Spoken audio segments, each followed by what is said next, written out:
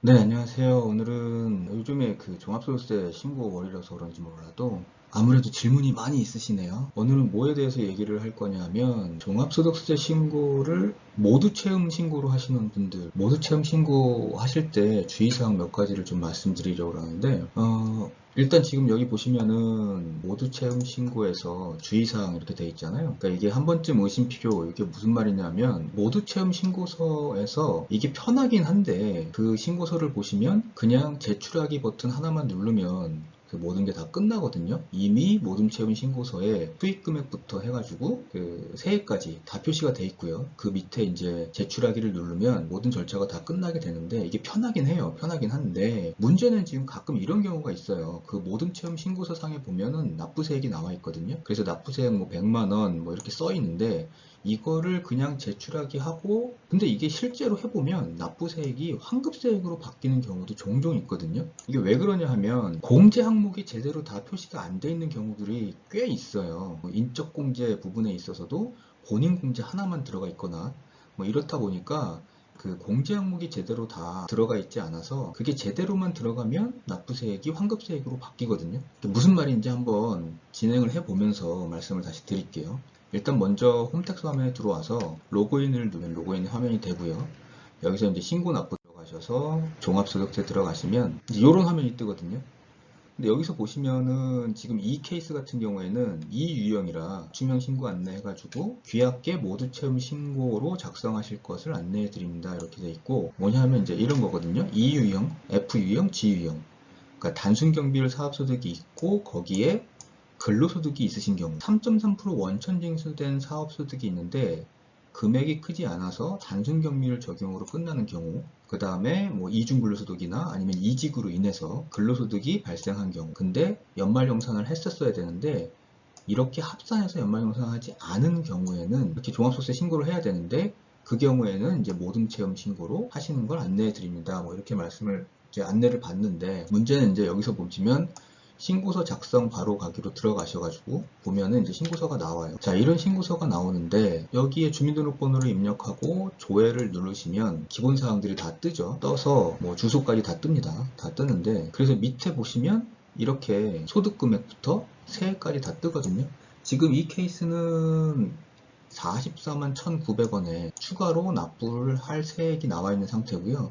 그래서 요거를 납부를 하시고 요 밑에 있는 신고서 제출하기 버튼을 눌러주세요. 이렇게 써 있는데 이걸 누르면 이제 끝나는 거죠. 여기 지금 화면에서 이제 이걸 누르는 거죠. 이걸 눌러가지고 종합소득세 신고를 끝나는 건데 지금 옆에 이제 신고서 수정하기가 있고요. 근데 실제로 아까 그 신고서 수정하기를 눌러서 새로 계산을 했더니 지금 똑같은 사람의 경우인데 결국에는 납부할 세액이 마이너스 125만 원이 나왔거든요. 그럼 아까 44만 1,900원의 세액이 나왔는데 이거를 내고 종합소득세 신고를 그냥 끝내고 잊어버렸으면 근데 실제로 보면 이렇게 125만 3,900원이 환급이 발생할 건데 44만 1,900원을 뇌무로 인해서 이 케이스의 경우에는 총 186만 5천 원의 손해를 보신 게 돼요.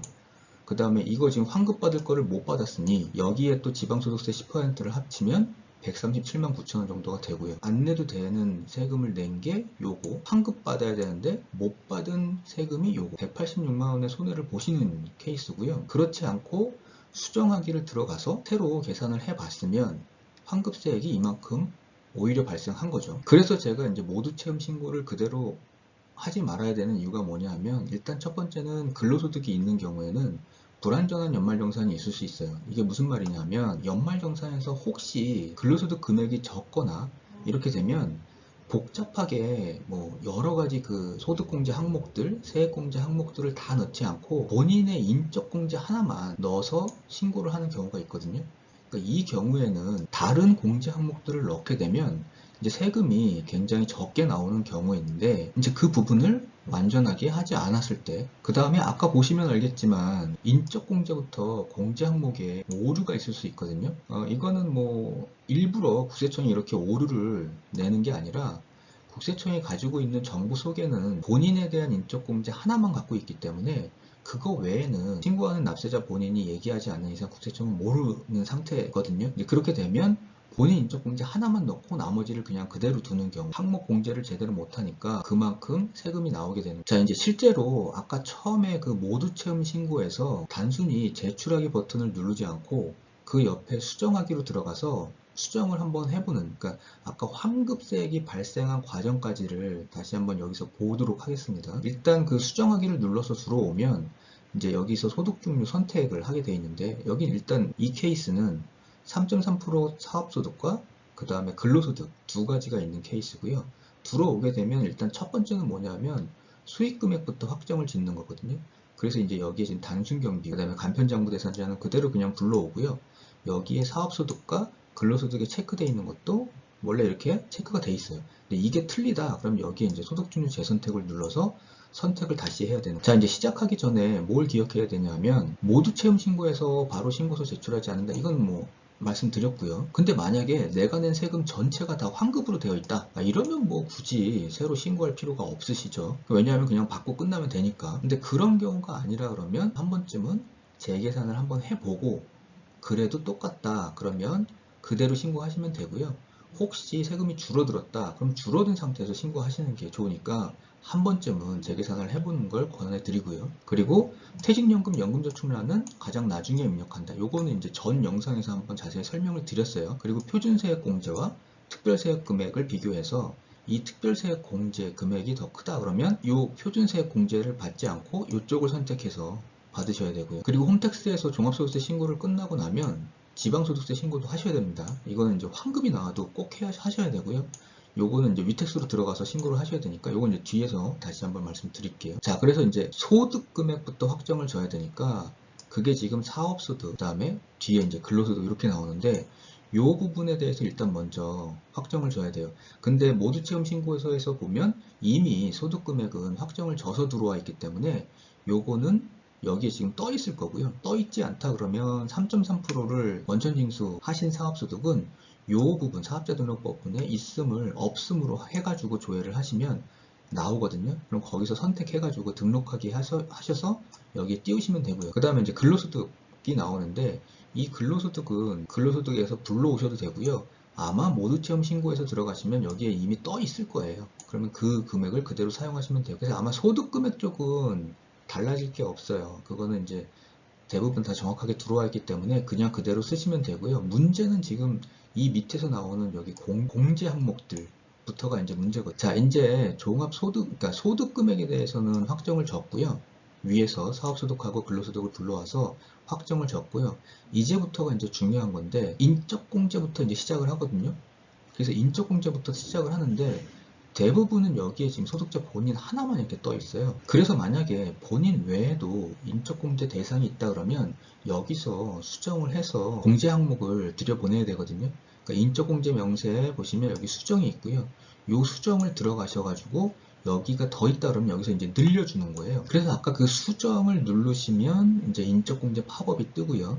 그 인적공제에서 이 부분에서 쳐가지고 등록하기 눌러서 여기로 넣는 방법이 있고요. 아니면 여기 보시면 전년도 인적공제 불러오기가 있는데 여기를 누르셔가지고 이제 이렇게 불러오기가 되죠. 그럼 여기서 이제 하나하나 선택해가지고 해당되시는 분들이 있으면 적용해서 여기에 불러오면, 그리고 나면 이제 쫙 다 불러올 거고요. 이렇게 불러오고 나면 여기가 전년도하고 바뀐 것들이 있다 그러면 선택 내용 수정에 들어가셔가지고 요것들을 바꿔주시면 돼요. 그래서 이제 인적공제는 다 수정을 해서 기입을 새로 했다고 가정하고요. 그 다음에 인적공제가 끝나면 소득공제 항목으로 들어가셔가지고요.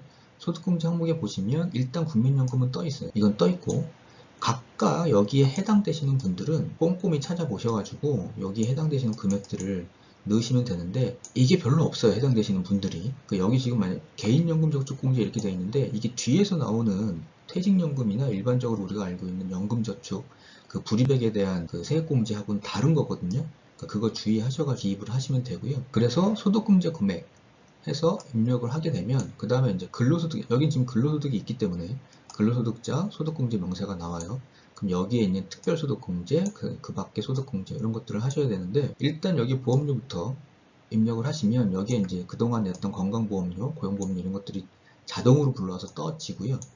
그리고 나서 이제 여기 해당되는 것들을 쭉 입력을 하시면 되고요. 여기에 지금 이것들 팝업창을 떠가지고 입력하는 방법은 이 전 영상에서 다루고 있기 때문에 여기서는 생략을 할게요. 그래서 입력을 했더니 이제 찾아가지고 입력을 해서 이렇게 이제 입력을 된 거예요. 그리고 나면 이제 세액공제 명세에 들어가서 세액공제 명세를 입력하는데, 여기에 기본적으로 자녀가 있으시면 자녀세액공제나 그 부양가족세액공제는 여기 기본적으로 떠 있고요. 아까 인적공제 명세에서 넣었기 때문에. 그리고 보시면 여기 이제 연금계좌세액공제 뭐 이런 것들이 있는데, 이제 여기가 아까 앞에서 한번 주의사항으로 말씀드렸던 것 중에 하나인데, 여기서 퇴직연금이나 연금저축 불이익이 있으면 거기에 일정률을 세액공제를 해서 여기로 들어오게 되어 있는데, 이건 제일 나중에 하라고 말씀드렸어요. 왜냐하면 이 밑에 혹은 이 위에서 넣었던 공제 항목들만 가지고도 세액이 0원이 된다 그러면 굳이 얘네들을 넣을 필요는 없죠. 이유는 이 연금 같은 경우에는 지금 세액공제, 그러니까 세액 혜택을 받아버리면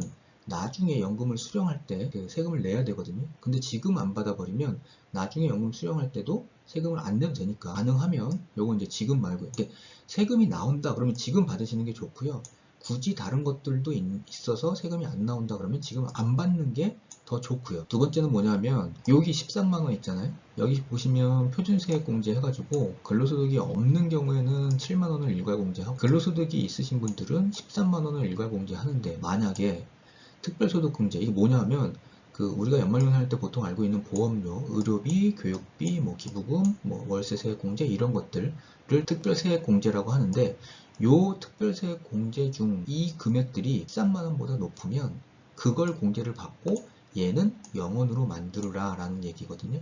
그래서 지금은 다른 공제 항목들이 더 크기 때문에 여기를 지금 0원으로 만들어 놓고 넘어갈 거고요. 그러고 나면 이제 근로소득자 세액공제 해가지고 근로소득이 있으신 분들 연말정산할 때 세액공제 항목들 보시면 보장성 보험료 있고요. 의료비, 교육비 뭐 이런 것들이 있어요. 그래서 이 계산기를 누르셔가지고 여기에 해당되시는 것들을 다 불러오거든요. 다 불러오면 그 금액들을 여기에 적용을 하시면 되고요. 월세, 세액공제까지. 그래서 요거를 하실 분들은 하나하나 되게 꼼꼼하게 챙기셔가지고 검토한 다음에 집어넣으시는 게 중요해요. 그래서 이 항목들을 얼마나 집어넣느냐에 따라서 세금이 굉장히 많이 차이가 나거든요. 자, 이렇게 넣었더니 납부할 세금이 이렇게 변했어요. 그러니까 아까 그 44만 1,900원을 추가로 내야 되는 상황이었는데, 그 세금이 마이너스 125만 원의 환급으로 바뀌었거든요. 그러니까 이 금액을 모두체험 신고서에 넣었을 때는 공제 항목들을 거의 안 넣었다는 얘기죠. 그래서 다시 수정을 해서 재계산, 공제 항목들을 다시 입력하고 재계산을 했더니 오히려 지금 125만 3천 원이 환급이 발생한 겁니다. 이게 되게 어마어마한 차이예요. 안 그러고 그냥 놔뒀으면 44만 1천 원을 내고 그냥 말았겠죠. 그럼 얼마나 아까워요. 이렇게 되면 여기에 이제 동의하시고요. 그 다음에 신고서 작성 완료를 하면 끝나거든요. 근데 이걸 하기 전에 반드시 환급받을 계좌번호를 입력하셔야 되고요. 그 다음에 이제 신고서 작성 완료를 클릭하면 제출하기 전 단계가 오거든요. 그럼 여기서 변함없죠. 소득금액은 아까 처음하고.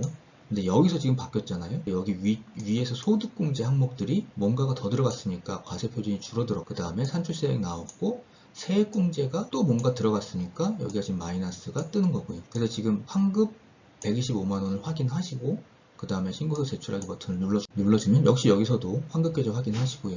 눌러주면 이제 이런 접수선이 뜨고요. 여기서 이제 신고내역 조회 접수점을 클릭하면 이제 이렇게 조회 화면이 뜨거든요.